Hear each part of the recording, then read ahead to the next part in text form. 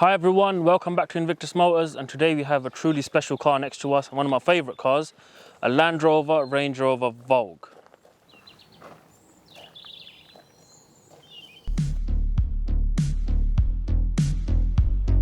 This car has very intricate and beautiful headlights, but not only are they beautiful to look at, they're very good at lighting the road, and they light the road in front of you like one of the best I've ever seen in a car.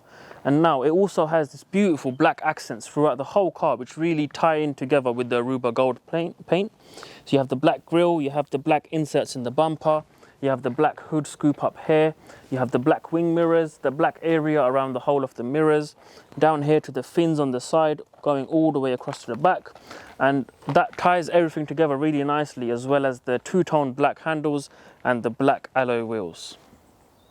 It also has keyless entry and start, so as you walk up to the car, put your hand on the handle, the car unlocks and you get these beautiful deployable side steps which come down, which make it very easy to get into the car without damaging any of the leather on the seats. This car also has a fridge in the front armrest, so you open this and you're greeted with this beautiful interface here where you have your aux, your USB, a charging port, space for your phone, and you have this little switch you can flick here that turns the fridge on. When you pick this up, you have a fridge inside here, and if you're ever going on a long journey and you need to cool your drinks, you can just leave them in there and they'll be nice and cold when you arrive. So one of the things I love about this car is how effortless it is to use, and I will show you that now by a simple task of just opening the rear boot. So you push this button and the top bit of the boot opens. Now on the older Range Rovers, you would press this button, it would release a lock, and then you'd have to manually put this up and down. But on this, you just press the button and it goes up and down automatically. Now, another thing is, if you want to just put it back up, you don't have to pick it up, you just press the button and it goes back up. But I'm going to show you something else really cool, which I will demonstrate for you later. It's got 4 buttons here, and basically what you can do is you can fold those seats using the buttons and unfold them as well. So if you're ever loading something big, you don't have to go around to the side, open both the doors, put the seats down, then come back and load. You can just do it all from here. Another thing is, if you want to close this, you don't have to press this one and that one. You just press this button once and the whole thing closes itself. You can tell everything on this car is really well thought out. So if you own this car and are fortunate enough to have a driver, you would most likely be sitting in this seat here. But the benefit of that is, not only can you recline both the rear seats using the buttons here electrically, you can move this seat forward without having to go to the front to give you loads of leg room. Now, I am 6'2", I'm quite a big guy. But as you can see here, I've got loads of leg room. And even if you were 7 foot, 8 foot, I doubt you'd have a problem fitting in the back of this. The Range Rover Vogue is quintessentially one of the most British cars you can buy. It oozes pedigree and luxury, and we all know how much this car is loved in the UK. Don't forget, you can take this car anywhere, especially because it has Land Rover's famed fully automated terrain response system, and it did also rain today, so we are going to take it for a bit of off-roading. Now, not that this car probably ever will go off-roading, but it is extremely capable should it ever need to. This Range Rover Vogue is finished in one of the most beautiful and iconic colours, which is Metallic Aruba Gold, which is complemented by the 22-inch black alloy wheels and the black accents around the side and the grills and the front on the bonnet. So moving on to the interior, this car is full of plush, soft leather. I'm not sure how many cows were sacrificed into making this car, but I absolutely love it.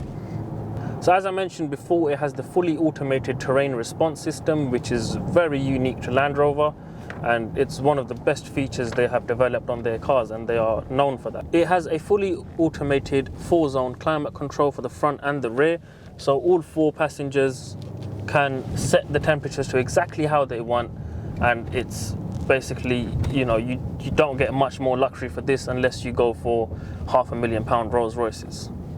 What also makes this car great off-road is that it has a staggering 700 Newton meters of torque, and this is because it has one of Land Rover's famous 4.4 litre V8 diesel engines. This car produces 335 brake horsepower, which may not seem like a lot, but it's plenty, more than enough you'd ever need. It has a limited top speed of 135 miles an hour, so basically whenever you're driving, especially on the UK roads, you have more than enough power for overtaking or for whatever you need to do. The Vogue has a 0 to 60 of 6.9 seconds, and given that it weighs nearly 2.5 tons, that is genuinely amazing. Like, not that you'd ever need to do 0 to 60 in this, but to know that the power is there is very helpful. It also has a huge 105 litre fuel tank, and it will average 32 miles per gallon, which for a car of this size and stature is genuinely very good. So you won't have to stop a lot between full tanks because you have the huge fuel tank as well. It also has a huge boot, 550 litres to be exact, so there's plenty of room, especially the fact that you can fit 5 adults in here very comfortably. I am 6'2", I've got the front seat in my driving position, and you can easily get 4 more of me in this car, and you guys can have all your luggage in the back, go on your road trips, especially because of COVID, you can't really go abroad right now. So this is one of the perfect cars to take to maybe Wales, you know, the Brecon Beacons. You can go up to Scotland, and, you know, you might even see the Loch Ness Monster. Another thing I love about this car is it's very driver focused. All the controls are very accessible, they're very easy to use, and they're very intuitive. It's not full of those touchscreens that you get in the newer cars, which do take a bit of getting used to, and they're not the easiest things to use. And one of the downsides of the touchscreens is they get a lot of fingerprint marks on them, they get smudges on them, and they never look as nice as when it's clean. But with this, you've got proper tactile buttons you can use. You know, you've got your heat steering wheel, you've got your phone controls, you've got your audio controls here, cruise control here, you've got your wipers, you've got your headlights on this side, all your mirrors, your memory settings, and then you have all of it down here. You have your climate control. Down here you have your drive select, so you can go in, you know, reverse, neutral, drive, or sport. Not that you'd ever really need sport in a car like this. It's more made for, you know, just cruising, and wafting is the word that comes to mind when you sit in one of these. You have your fully automated terrain control response with your low range setting, with your hill descent control, and you can also take it out of auto and select different modes for where you are. And then you have your air suspension settings here, and, you know, just loads of things you can do on this car. So now if you look at this field to the right, you know, it doesn't really look like a car can go in there, but we're going to take this in and see what it can do. Let me raise the car up. So as you can see, I have now raised the suspension on high. We are now entering the field. Let's see what this car can do.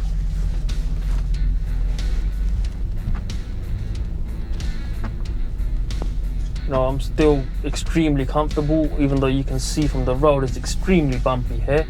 There's a lot of mud coming up, and yeah, it will get a bit dirty, but it's nice to know that should there ever be a zombie apocalypse, you can use this car and, you know, survive.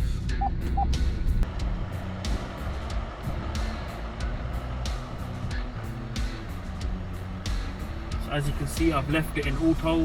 You can follow what your wheels are doing and everything. You can lock the diff and you can put it in low range, but we're not doing that serious off-roading to need for that need. But you can see how cool it is. You can see how up or down, how the wheels articulate. You know, it just looks so cool from the inside, and I hope it looks as good from the outside as well, which you guys can be the judge of. Comment below if you want to see more content like this, because I absolutely love making it.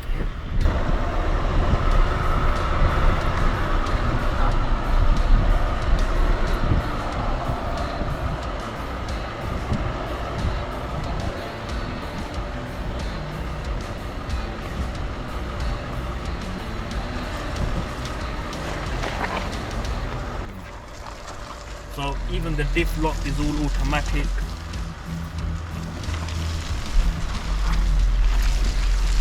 And I'm surprised how comfortable it is being in here doing this kind of drive and not being thrown around. Like you can see right now, the diff is locked on the screen.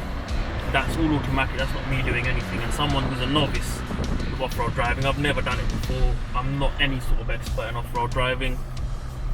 It's really nice to know that the car will do everything for you. So now we're headed out of the field, and you'll see how quickly and easily this car can transition from being in a muddy field off-road back to being on the road. The entrance is quite tight, so you've got to be very careful. You forget how big this car is sometimes.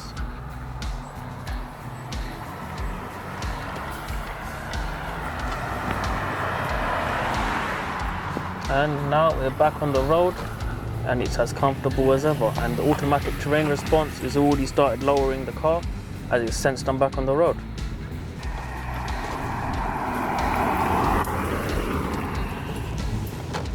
So as you guys just saw, we just went off-road, and personally it was my first ever experience driving off-road and I absolutely loved it.